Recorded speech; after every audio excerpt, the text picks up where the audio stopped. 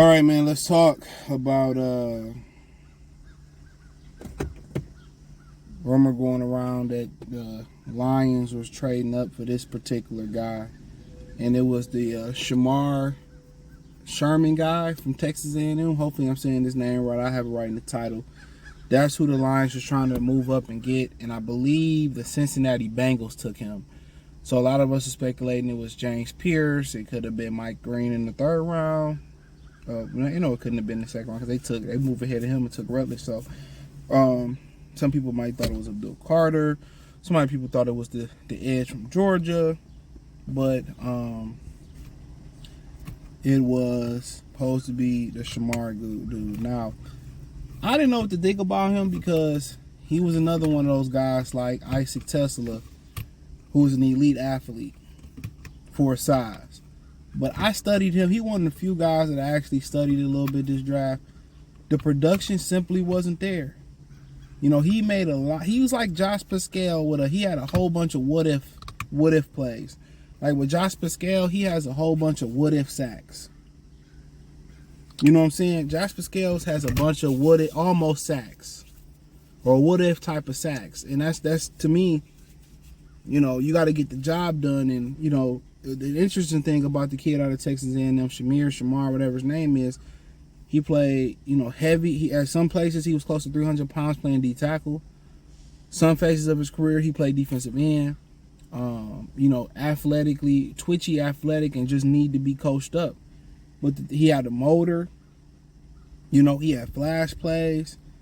But the thing about it is, the pick was based on potential. That's why he didn't go higher. The pick, he just didn't have the production. And they probably thinking like, okay, he probably got the character, he got the skill set, but sometimes a guy can have all the physical tools, but just not be a good football player. You know what I'm saying? You seen that with Vernon Gholston out of Cass Tech. Phenomenal football player, phenomenal athlete. He just wasn't good at football. You know what I'm saying? And, once again, you get one of these guys who don't really have a true position. He played inside, he played outside, he played free technique. He played all over. But in reality, he didn't make plays. The stats was abysmal. So it was really going to be a potential pick. Now, if they can give him some moves, and I just watched the tape, it leaves a lot to be desired. I don't know how you could sit there and say, well, I'm going to pick him over Mike Green from Marshall. I don't see how they can sit there and say that. Just my opinion.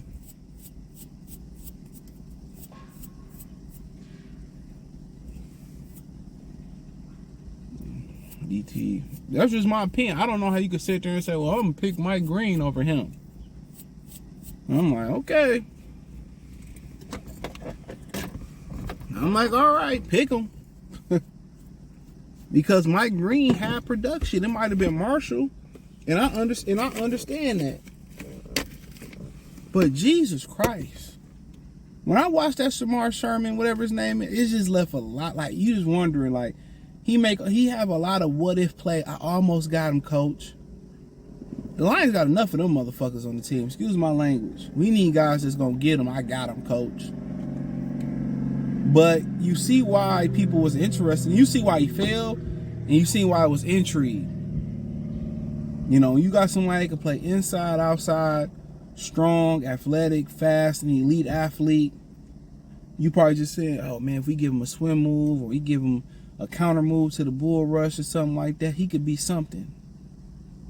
But when me watching him, what was another guy to bring his name up? Trayvon Walker, who the Jaguars took over Aiden Hutchinson.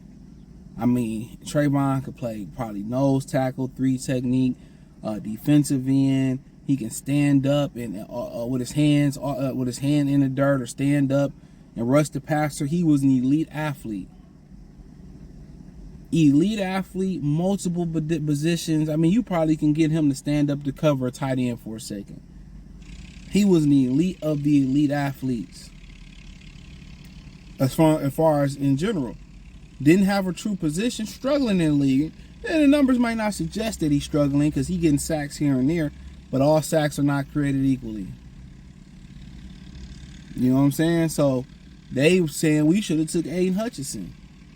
And the word on the street is they took him over Aiden Hutchinson because he had longer arms.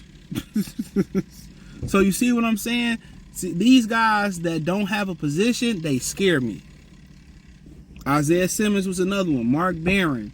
You know, it's just a bunch of these guys who come into the league and they don't have a true position. Remember Dexter McCluster, scat back. You know, really, you know, kind of a scat bag / slot receiver. These guys never really pan out to be true superstars. You know, I'm just being real with you. So them moving up, giving them assets to get a guy, I get it. He's a great athlete. He may have a phenomenal career in Cincinnati. But what I do see from him, he just reminds me of a lot of great guys, positionless, a lot of great athletes who cannot find a niche in this league.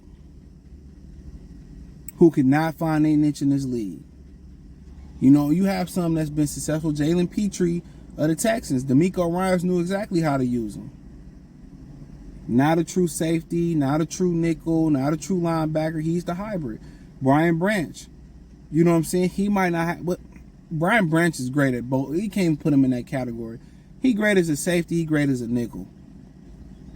So he just happened to be great at positions. But these other guys that's superior, they scare me. You don't have a position. You're a great athlete. You don't have the production that you should have.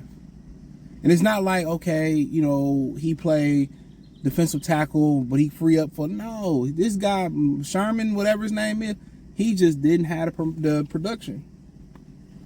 I'm telling you, I watched the tape. It was plays that he would get in the backfield and it looked like he's going to blow it up. And he just didn't do it. He just was always a day late, $1 short, or a penny short. He's always a nickel short, a dime short, a penny short, a $2 bill short,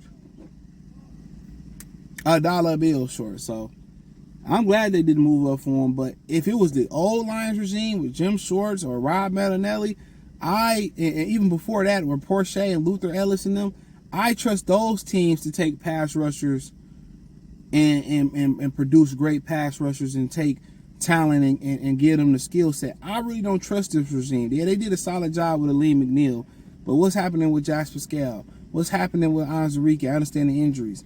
You know what I'm saying? Aiden Hutchinson is a natural. It's a lot of guys like Broderick Martin. They ain't turned out that they should have turned out. So if it was an old Lions regime with Andre Fluellen and Sean Rogers and Sue and Fairley and Averill and Ezekiel Ansah, it was the guys that was coaching them guys up to rush the passer, I would trust them with a Shamar Moore, whatever his name is. I would trust them with guys like that, but I don't trust this regime.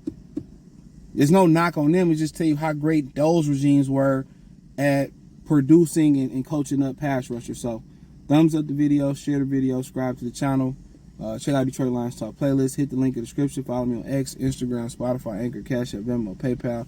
Appreciate the love and support. Peace.